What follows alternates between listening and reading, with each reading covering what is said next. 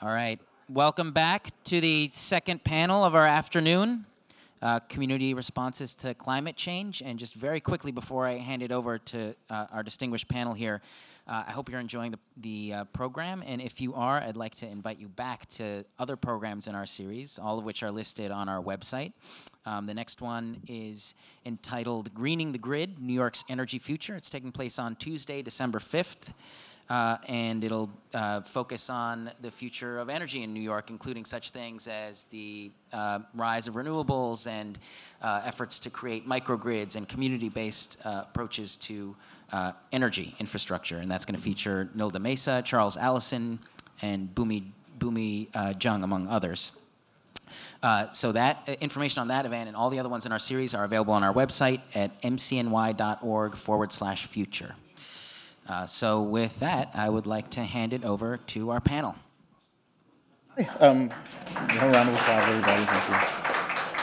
Hi, everyone. I'm Bartees Cox. I am the communications director at Climate Nexus. We're a small nonprofit that does a lot of communications and policy consulting for nonprofits, grassroots organizations all over the country. I want to thank the City Museum of New York for hosting this panel and for everyone for coming today. And beautiful Sunday afternoon. There's a lot of things you could be doing, but you decided to spend it with us, and we really appreciate that. Want to introduce each of the panelists really quickly. We have Cecil Corbin-Mark. He's the Deputy Director of We Act for Environmental Justice. We have Mary Mattingly, a visual artist and founder of Swale, a floating food forest built atop a barge. I don't know if you've ever seen it, but it's incredible. I think it's on your programs, actually. And I'm Janae Foster. I'm the Climate Justice Policy Coordinator at Uprose. So, this is a very timely discussion. Over the last few months, we've seen the devastating impact that climate change can have on our communities across the country, across the world. The wildfires in California, which have caused people to lose homes, the utter devastation of Puerto Rico in wake of Hurricanes Harvey and Maria, where the majority of residents are still without electricity. Public health is becoming a serious issue, and the course of these impacts, it extends. We're seeing this day by day. It's getting worse and worse. Many of us have family, friends in Puerto Rico, Houston, the Caribbean, and this is not news to us. We know that the most effective strategies for helping people care about and act on climate change are to make it real for them and help them understand that this is happening here and now. Otherwise, our brains don't register the threat. Thus, the role of communities is essential. People need to know how and where climate change is happening in their own backyard, and we've seen in America a top-down approach does not seem to be the silver bullet. The Trump administration openly undermining any action on climate change at the federal level provides an opening for other entities to step up and fill the vacuum created by the administration. And we've seen that happening all over the place. Since the president announced that he plans to pull out of the Paris Agreement, 382 cities signed onto the climate mayor's letter objecting to pull out from the agreement. 246 cities have signed on to We're Still In.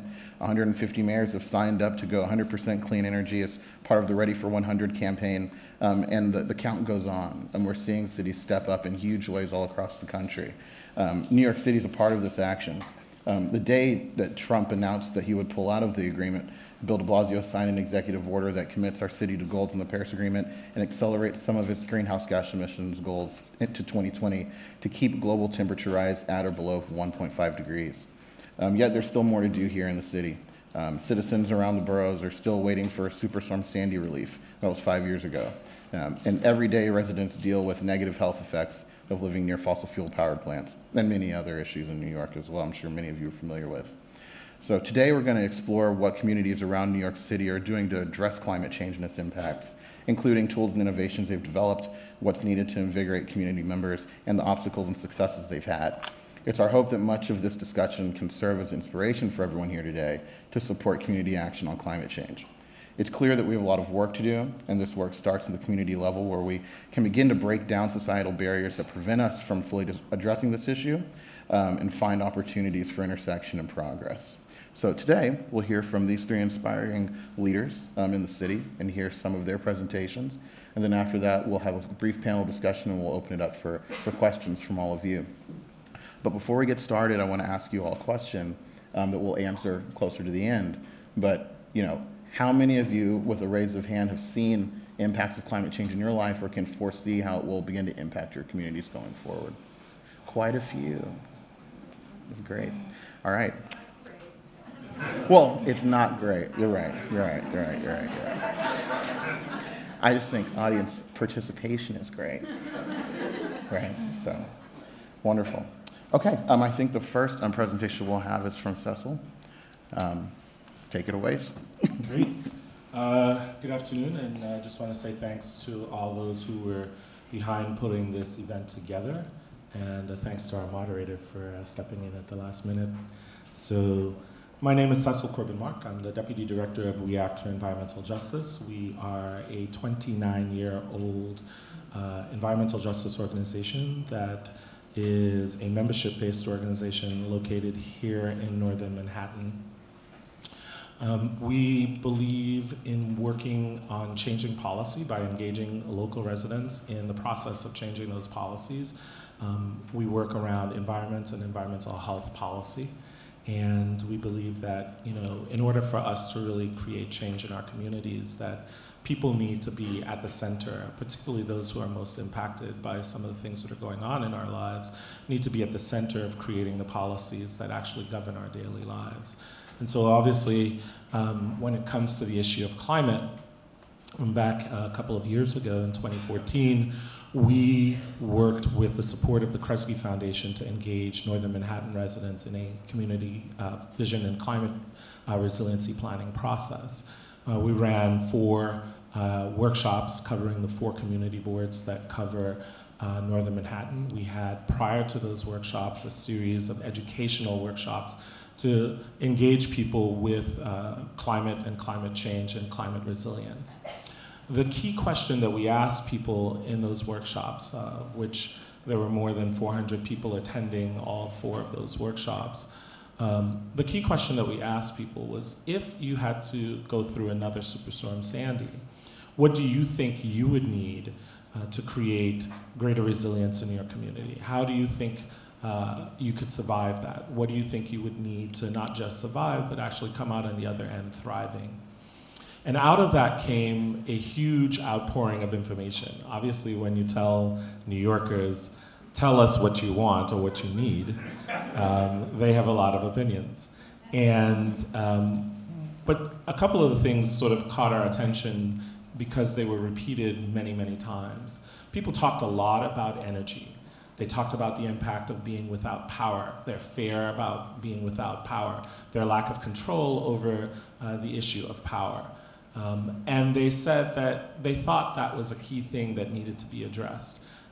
Not all of Northern Manhattan lost power, but some of the residents, particularly over here in East Harlem where we are located, East Harlem El Barrio, there were a number of residents, particularly in public housing, East River houses, Wilson houses, a number of others, Wrangell houses further north in central Harlem.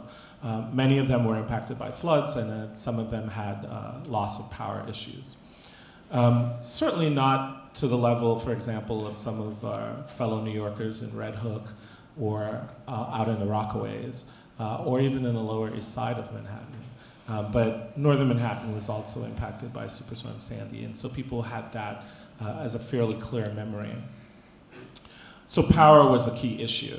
And then out of that sort of talk around power, we worked with the residents who came forward to actually come to a framing idea of energy democracy.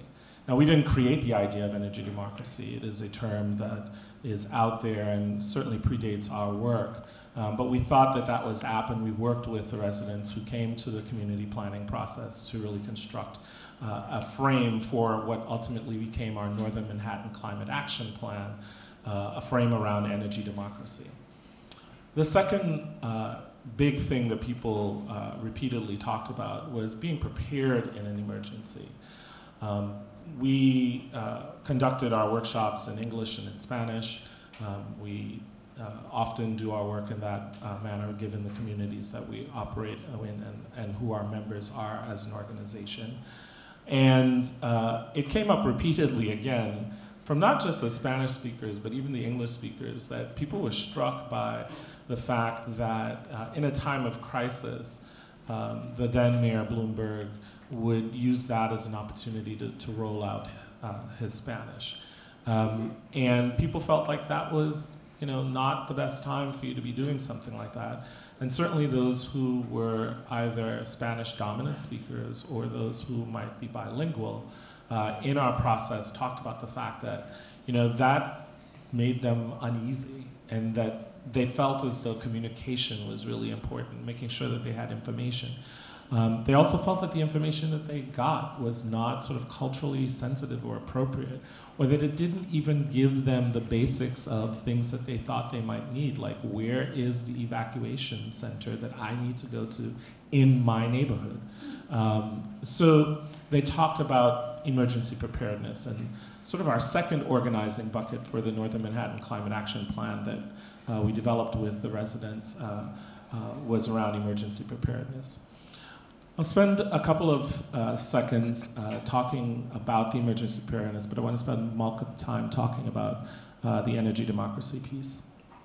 And so for emergency preparedness, we focus on bringing that concept to life through our Northern Manhattan Climate Action Plan by training more people on things like the emergency response training. So there's a community emergency response training process that the city works in collaboration with residents in the city and trains people. And so we've tried to get a number of our members and various community leaders to take on that training and to be available to community residents with the knowledge that they have in terms of community emergency readiness training. And we are continuing to push that forward. But given some of the critiques about cultural appropriateness and language access and those types of things, we are also working to try to make sure that we offer critiques to the city about how best to sort of make the trainings that they offer more culturally relevant and culturally appropriate. And also trying to make sure that we push for greater language accessibility of those trainings. So that's one thing. But we're also working beyond that in terms of engaging residents in a process of collecting their stories about surviving, their stories about thriving, and making that available through a network that we're trying to build, a communications network that we're trying to build. We've targeted college radio stations, so the colleges that have radio stations in Northern Manhattan. City College has signed on. We're in talks right now with Columbia University's radio station. Up in Washington Heights, Yeshiva has a radio station, and so we're talking with them as well. And we want to bring those radio stations into a network that allows for local residents to have a place to know directly to go that will hopefully provide more relevant community information and more culturally relevant emergency preparedness information as well. Beyond those radio stations that I listed, we hope to target some of the gospel radio stations that many seniors in the community listen to and many people who are participating in faith communities listen to. And then we will continue moving on to try to build a robust network that includes not just fixed radio stations, but Wi-Fi networks and the like. And so we're building our own sort of Northern Manhattan communication structure as we move forward to do that we think, we hope with the input and direction from community residents here in Northern Manhattan, as well as some of our members, that we'll be able to be more culturally relevant and more community appropriate in terms of the information that they are able to give in event of another climactic crisis. We're also working directly with residents to design and ultimately get built a prototype emergency kiosk. And we're working with residents in public housing, particularly at the Manhattanville development in West Harlem, to work on programming for an emergency preparedness kiosk. They have aptly named it EPIC, Emergency Preparedness Information Kiosk, is what EPIC stands for. And so they are in the midst right now of working with a wonderful group called City is Living Laboratory Call to help design that kiosk and then to work with the residents in the building to program it and then to put it through the participatory budgeting process, which if you don't know about, you should check out in the city, and make sure that it actually gets built on a particular campus, and then we will, once it's built, see how it goes, and then hopefully move that to other public housing campuses or other particular developments across northern Manhattan that are interested in having it. So we want to work on a prototype and sort of work out some of the kinks, if there are any, and then ultimately begin to move that across northern Manhattan. So those are some of the things. So training, building a communications network that is local, that has more culturally appropriate and community aware information to provide to local residents in northern Manhattan about the things that you may need in an emergency. And then also working with residents to build a prototype emergency preparedness information kiosk that can also serve as a physical place in certain communities that we can actually have people access in times of need. So that's the emergency preparedness bucket. Back to the energy democracy bucket. On the energy democracy, one of the things that people talked about was how much they pay for electricity. And clearly, when you come to communities of color in this country, in particular, that's a very high electricity burden. I think we all pay a lot for electricity, but I want to lift up the idea that when it comes to a percentage of their income, there's a very high electricity burden for low-income communities, and particularly for communities of color in this country.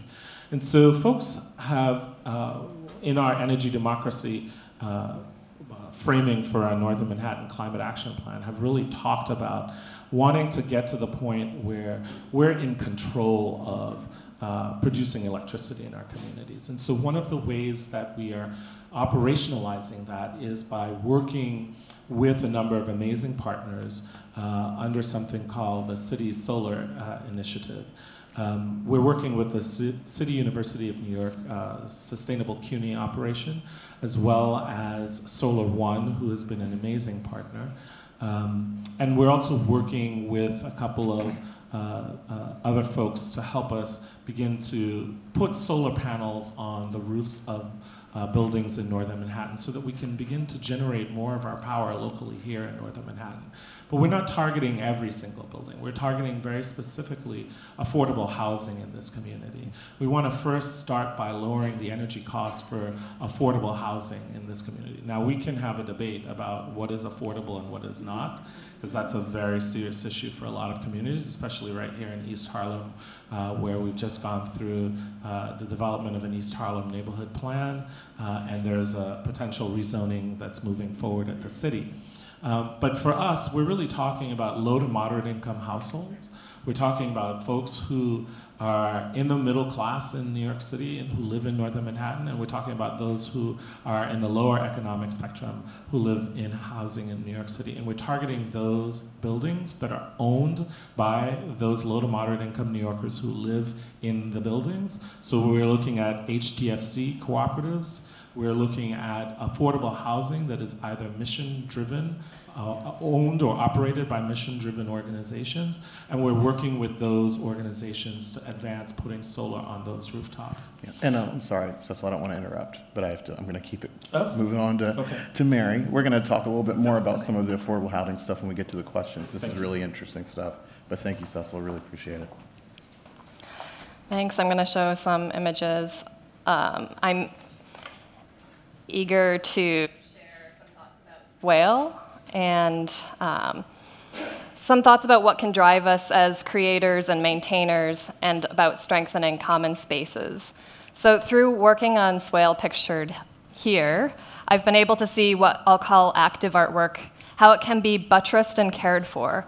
So from people from art, agriculture, and conservation, and people who care about fresh food, clean water, and healthy land, all steward Swale in different ways. So for me, this is a reminder that cross-disciplinary efforts need to be strengthened, and that a continued awareness for our interconnectedness leaves us with less room for indifference.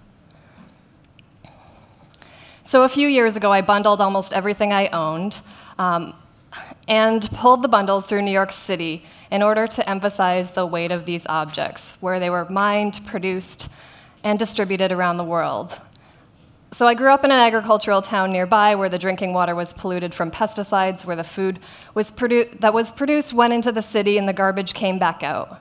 I've thought of living systems and ecosystems all of my life, and I'd like to share a few examples of how experiential artworks can bring about new desires.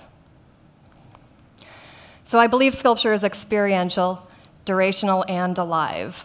This is a sphere made from drywall stud left over from building sites that held edible plants, gravity-fed irrigation, and fish in tanks that also enjoy the plants.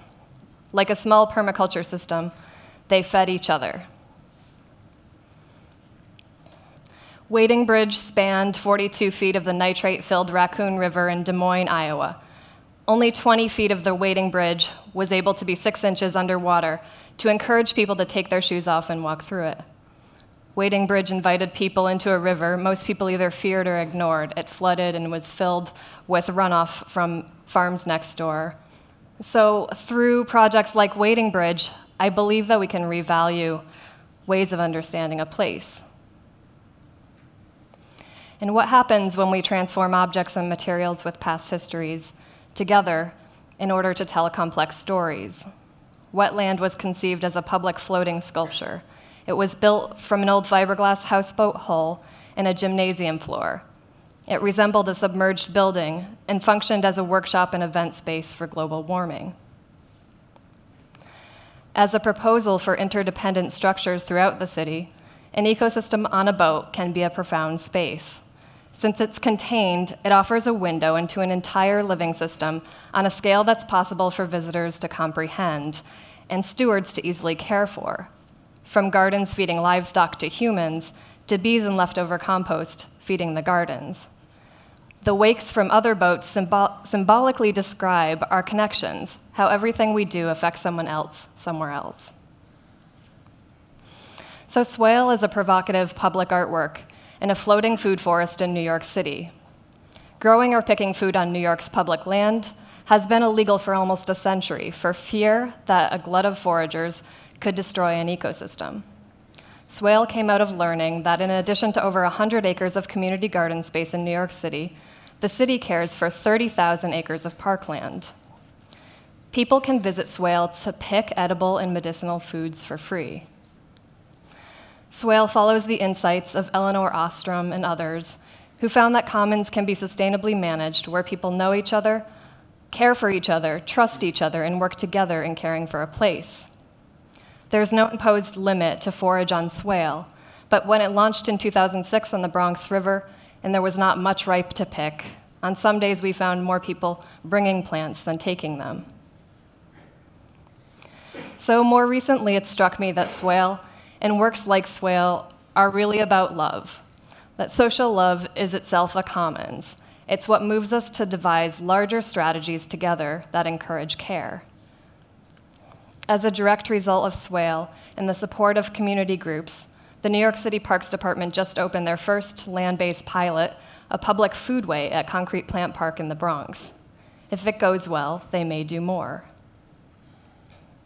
An architectural folly is something that's out of place in order to surprise us and ask us to reconsider our surroundings. While urban food forests won't feed a city, a multitude of different questions and answers that are closer to home are necessary if we're going to begin to heal from the damage done to the environment, ourselves and our neighbors by industrial systems of production. So at its heart, I believe Swale is a call to action. It asks us to re-envision our food systems. It asks us to protect clean water as a human right and to understand food as a human right too. And I'll show you a quick video about Swale. Looks good. Let's try some of this one. Edible flour. Need the flour? This is one of our favorites. It's produced very well here on board. Cool. Let's try some.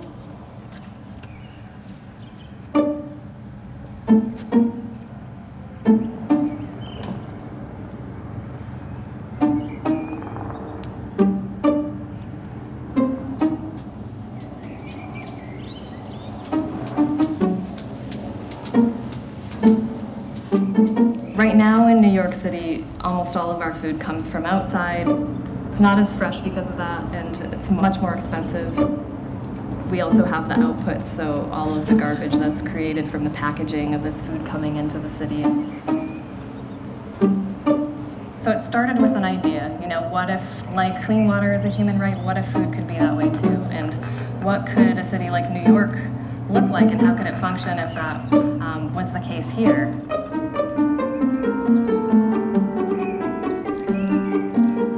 That was kind of the thinking behind doing Swale, was that if we could do this space on the water, we could travel from place to place. Where we were in the South Bronx is definitely considered the biggest food desert in the United States. Mary, she pointed out to us, it's illegal to grow fruits and vegetables in public parks.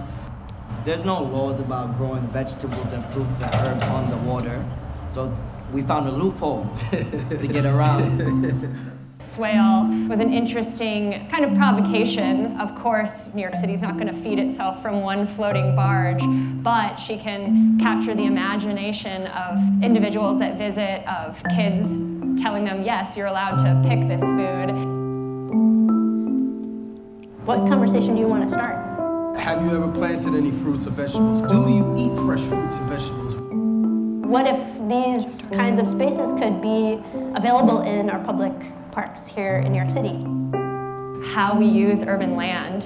What if our systems of food supply and distribution looked a little bit different? Thank you. Thank you.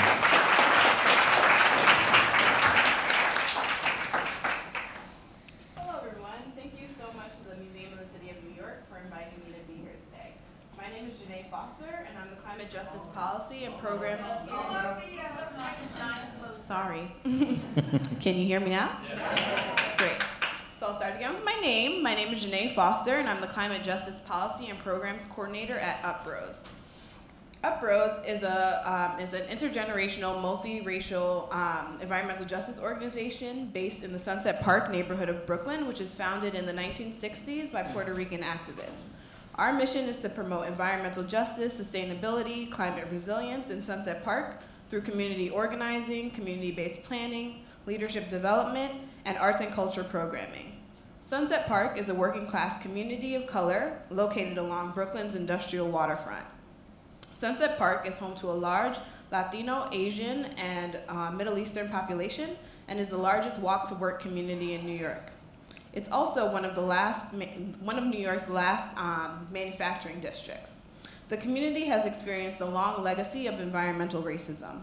And UPROSE has worked with community residents to fight for transit justice, open space access, brownfield remediation, and clean energy. At UPROSE, I coordinate the Sunset Park Climate Justice Center, a community-based climate resiliency initiative to promote local climate adaptation and mitigation projects.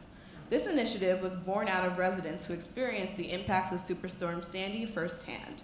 We've worked with them to create a community action plan that identifies how community members can lead when it comes to emergency response and taking climate solutions into their own hands. The Climate Justice Center's Block Captain program is one such initiative to create a block-by-block network of local residents who conduct vulnerability assessments, identifying where elders live, where people who have limited English proficiency live, and they lead in popular education workshops, such as community emergency response trainings. And they also identify opportunities for local resiliency projects on their block. Where can rain barrels be put for community climate resiliency? Where can there be a rooftop garden? Things like that. And the Climate Justice Center also houses the Protect Our Working Waterfront Alliance.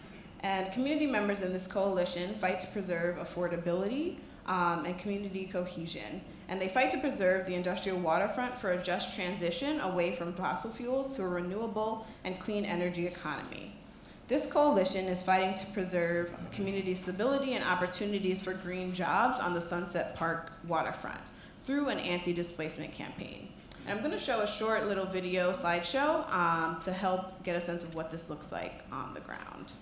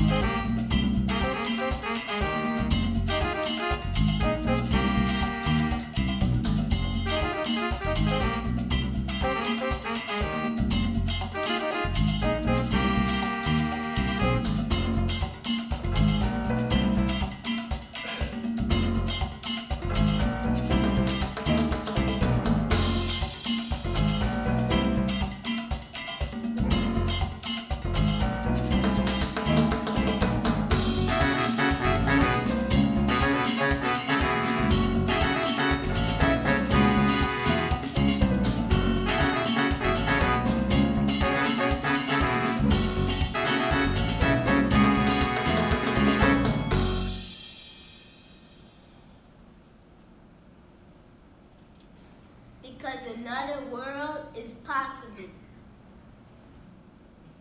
Thank you, Gina. All right, well, you know, I've got a few questions. I'm sure many people here do as well. But, you know, we've just seen three different stories of how we can look at climate change and address it. You know, this is a question I'd like to open up for all three of you, but, you know, what are the opportunities for intersection? Where are you seeing these opportunities in your day-to-day?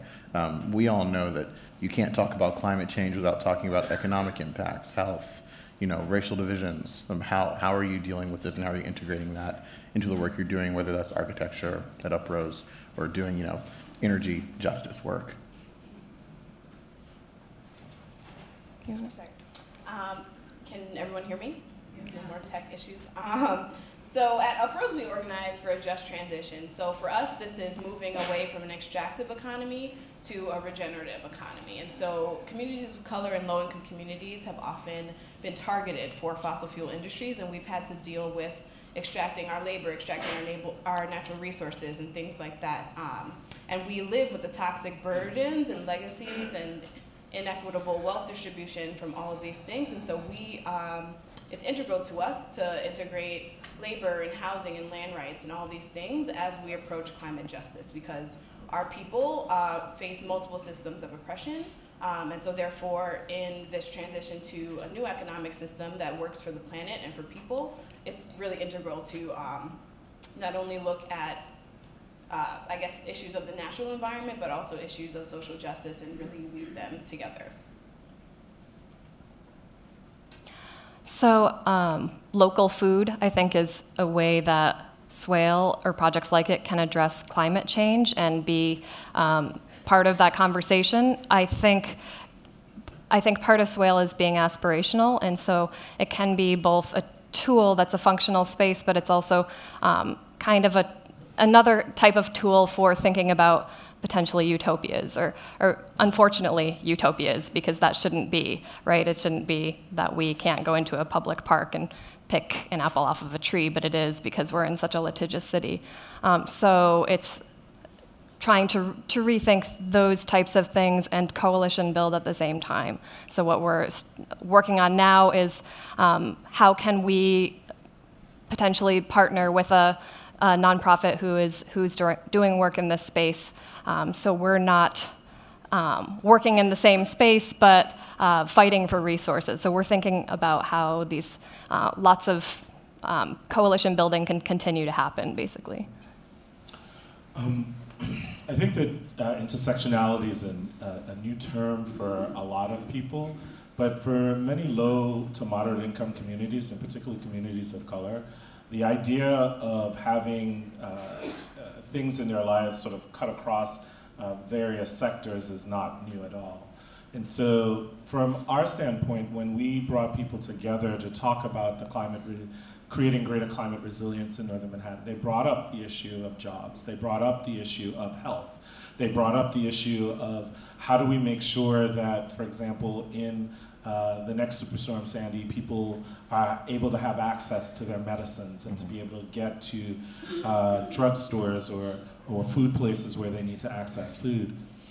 So very directly, as we crafted our Northern Manhattan Climate Action Plan, we tried to respond to that. So on the front of like creating economic opportunity and activity, one of the things that we have done, we just signed a contract with a solar installer. And we've targeted, as I said, affordable housing in Northern Manhattan.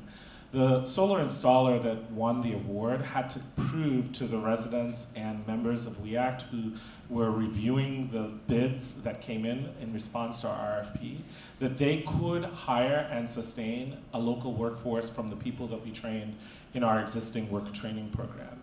And so for us, that is a manifestation of how we operationalize intersectionality. We've heard people say that people in our community don't have enough good jobs, and so we're providing training free of charge to them to be able to then get OSHA asbestos licenses, scaffolding training, flagging training, et cetera. But then we're taking that the next step and saying, if we're putting solar on the roofs of buildings, affordable housing in northern Manhattan, then the people who are coming out of that training need to be trained to install those solar panels on that rooftop. That's one example. Another example is people wanted to have more control over their energy. Those were, the things that people said. And so we are focused on how do we make sure that we move along as we start to put solar on top of each building. How do we begin to connect that in a microgrid in northern Manhattan so that it is long-term more sustainable?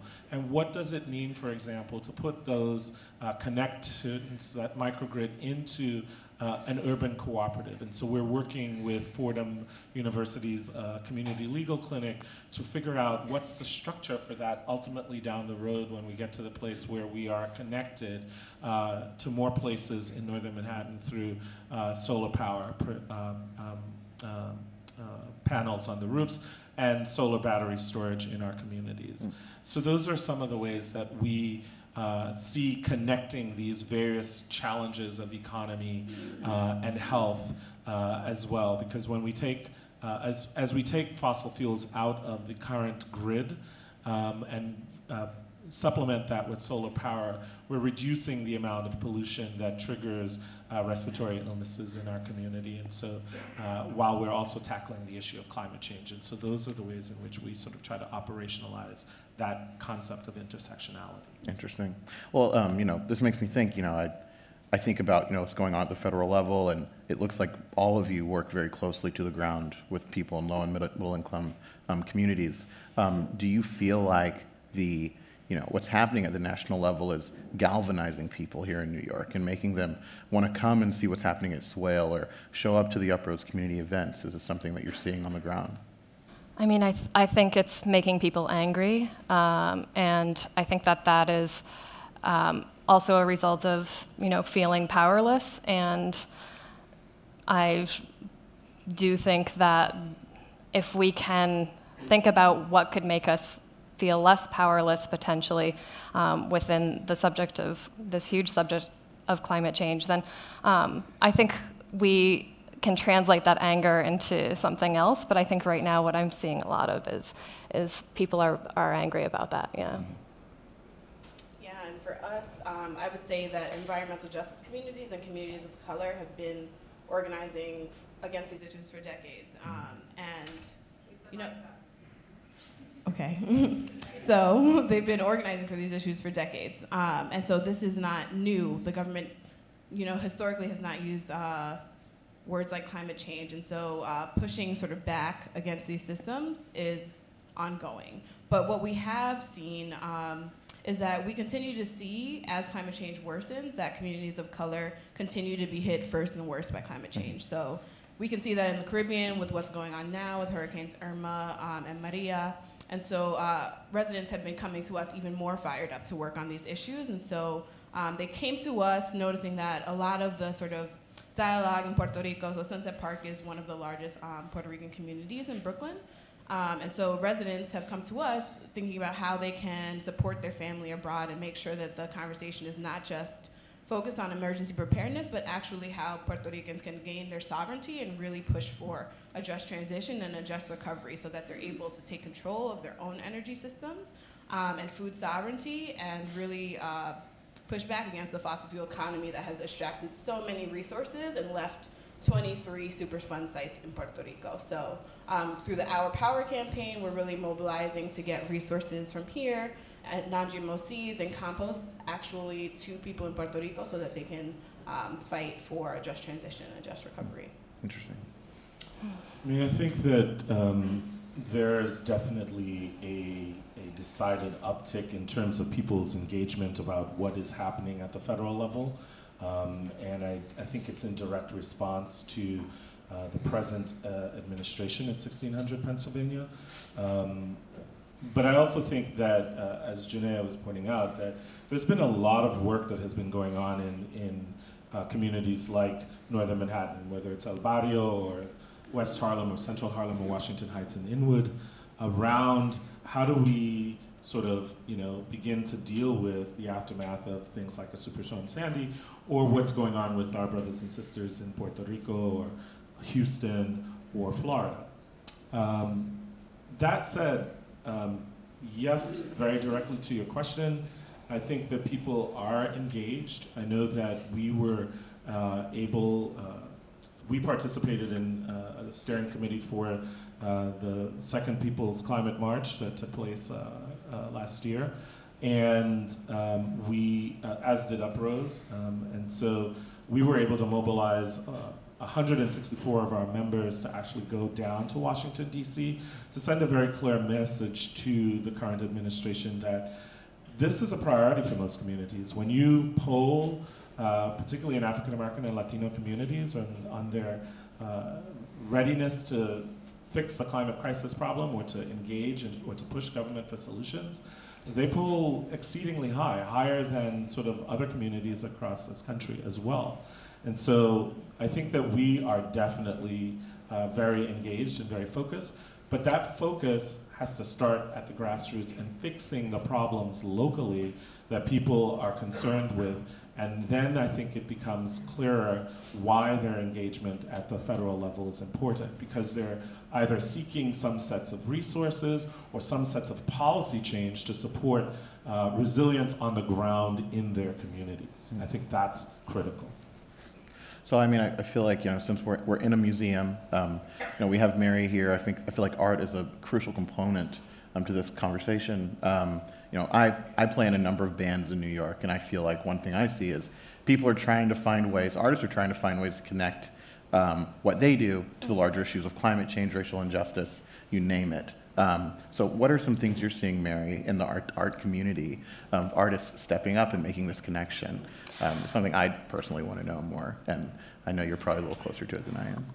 I think I see things happening on different levels that are pretty exciting. I think artists are considering the materials that we choose to use and the potential harm that they have on the people who make them, the environment, that includes the water, the air, the soil, everything. I think that people are thinking about how art can also be a tool for policy change, and that can be, I think, pretty greatly described by a piece by Aviva Romani, who is working on this Blue Trees Symphony, where she and others are painting some trees blue with some milk paint on property that was slated to have a pipeline go through it, to see if they can use copyright law to stop that pipeline from happening. And I think there are exciting ways that art can continue to be thought of in really creative spaces like that. So. It looks like from Uprose, I noticed that looks like you use like art and singers as a way of like getting the community to come out, right? Yeah, so for us, arts and culture is also super important. And I think it speaks to what Cecil was talking about in terms of community engagement and making sure that it's culturally relevant. When youth, are able to come to our youth open mic and see people talking about climate change and livable economies and a just transition through poetry or through hip hop, it's empowering. It connects the people one-on-one. Also, the cultural piece too. Climate change comes with a lot of trauma. And being able to really talk about histories of resistance when it comes to communities of color. A lot of traditional art forms, such as bomba, which is big in the Puerto Rican community. It's a Afro-Puerto Rican dance form and music form, where people are really able to engage with this topic in a way that invites their culture and a richer dialogue. So it's something that we use often. Similar to Uprose, we use culture as a way of engaging people. One of the easiest portals to get people to come to these issues, I think, is through art and culture. And language is a part of our culture as well, and so making things accessible is also really important. But I think obviously we're talking more about either the visual, spoken, sung, or other types of art. And so for us, a perfect example was, again, we, heading into the People's Climate March, the second People's Climate March, we held a day before, or the Saturday, one of the weekends before, we held a huge sort of art build to really engage people in the community. And we had over 100 people show up for the art build, young people, older people, everybody in between. And so it was really amazing because that way people felt as though they could contribute, even if they weren't able to go down to Washington, D.C. for the march, they were able to contribute something to it.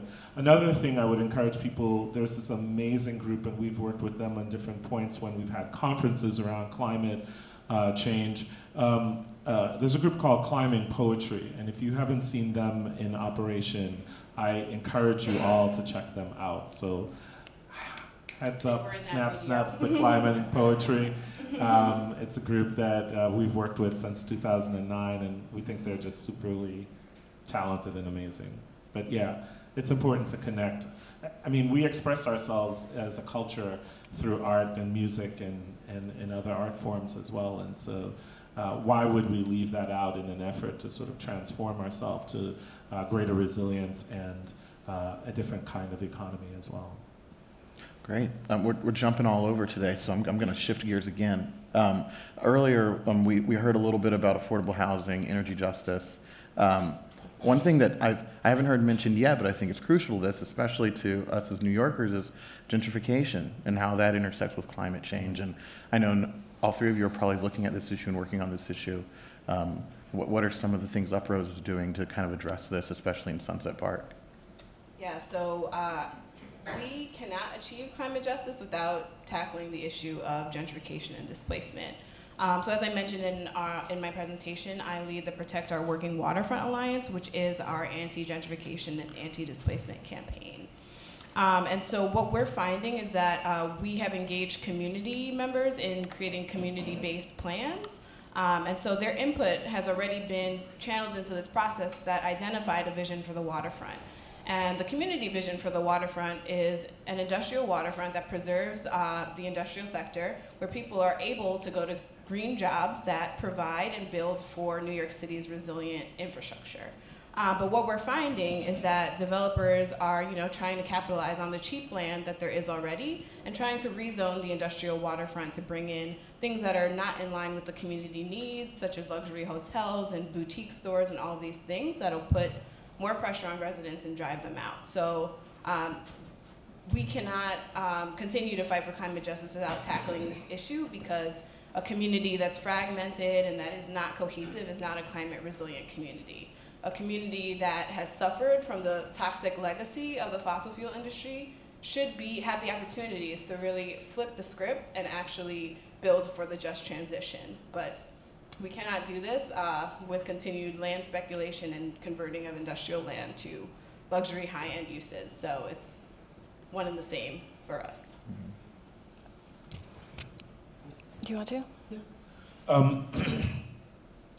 The reason that we focused so directly on low to moderate income housing that's owned by the residents or that is operated by mission-driven affordable housing organizations in the Northern Manhattan community was as a direct result of our members talking about gentrification. And it came up in the planning processes we had in East Harlem, Central Harlem, West Harlem, and Washington Heights and Inwood. And so given our mission as an organization, we're not a housing or tenants' rights organization, we're an environmental justice organization. We really tried to figure out what within our wheelhouse as a mission-driven organization we could do to address that problem. And it's really about our energy democracy. Most people who live in this country spend their money in three various categories. They're either paying for housing, they're paying for food, or they're paying for transportation. When you look at the low to moderate income, that's where they're spending their money in this country. The wealthiest few of us who live here spend their money mostly on insurance and retirement planning and securing their fortunes for either themselves or future generations. So that's a very stark disparity. And when you look at housing in particular, after people pay either rent or mortgage, those who live in the low to moderate income bracket, like myself, after you pay your rent or your mortgage, your next largest chunk of cost for your housing is your energy cost. And if you remember, I was talking about energy burden earlier in the conversation. It's a very significant thing for low-income communities in general, but African American and Latino communities in particular. And so we very deliberately targeted reducing energy costs by putting solar panels on affordable housing in northern Manhattan as a way to tackle that conversation head on. We believe that if we are able to lower energy costs, we're reducing some of the financial pressures in a rising energy cost world that are affecting very significantly the ability for people to stay in their housing to the extent that it remains affordable. And so for us, that's a very direct response to this question of gentrification. We'll see how it goes. We've just gotten the first of our buildings. We have a goal of 150 kilowatts signed up for 2017, and of that 150, we've got 105, signed up. And so, we're hoping to be able to measure this as we go forward to actually see the impact that we're having on people's cost. Can I just add one more thing? Of course. Of course. So also, New York City, particularly Sunset Park as well, is a high renter population and renter community, and climate solutions are expensive. So we have been working on different policy initiatives and in coalition to make sure that these energy solutions that we talk about, whether it be energy retrofits or solar, are actually accessible to the people who need them the most and that are the most vulnerable to climate change. I just wanted to add that in there. I also wanted to think about how, with increased climate change, there will be increased gentrification, and we're seeing that in places like Miami right now, and it makes me think about one way that I've seen art used, which I thought was really fascinating, where 6 community groups in the Lower East Side got together. There's a Pier 36 that was being used as a junkyard, and then it was slated to be developed, and these 6 community groups got together and said, if we can employ art permits for 5 years and get more people to this site, we can build a coalition so we can change this into something else. It doesn't need to be this development. And over 5 years of having these temporary art permits, they did get enough momentum to turn it into a public park instead of a condo. And I think, that possibilities like that and bringing art into the picture to build momentum is important. Great.